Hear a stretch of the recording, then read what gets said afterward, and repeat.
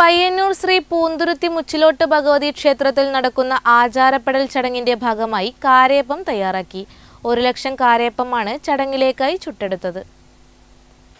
പയ്യന്നൂർ ശ്രീ പൂന്തുരുത്തി മുച്ചിലോട്ട് ഭഗവതി ക്ഷേത്രം 2026 മെയ് 31 നടക്കുന്ന ആചാരപ്പെടൽ ചടങ്ങിന്റെ ഭാഗമായി ഭക്തജനങ്ങൾക്ക് അന്നദാനത്തോടൊപ്പം വിളമ്പാനുള്ള കാരയപ്പം തയ്യാറാക്കി തുടങ്ങി.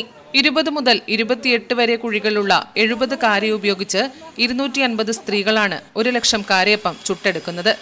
6 ക്വിന്റൽ അരി, 1.5 ക്വിന്റൽ മൈദ, 30 ടിൻ വെളിച്ചെണ്ണ, 30 ക്വിന്റൽ വെല്ലം, കൊത്തുതേങ്ങയ്ക്കായി 200 കൊട്ടത്തേങ്ങ, എള്ള്, ജീരകം, ഏലക്ക, നെയ്യ് എന്നിവയാണ് കാരയപ്പം തയ്യാറാക്കാനായി ഉപയോഗിക്കുന്നത്.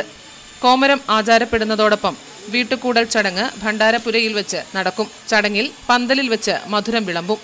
ബാല്യക്കാരാണ് ആചാരസ്ഥാനികർക്ക് മധുരം വിളമ്പുന്നത്. കാരയപ്പം 500 ചെറുപഴം, 2500 നേന്ത്രപ്പഴം എന്നിവ ഇതിലേക്കായി ഉപയോഗിക്കുന്നു. ഒരു സ്ഥാനികന് 101 കാരയപ്പം വീതം വിളമ്പും. നമ്മുടെ അപ്പം കാരയപ്പം ഉപ്പേരി എല്ലാം വറുത്ത് റെഡിയായിട്ടുണ്ട്.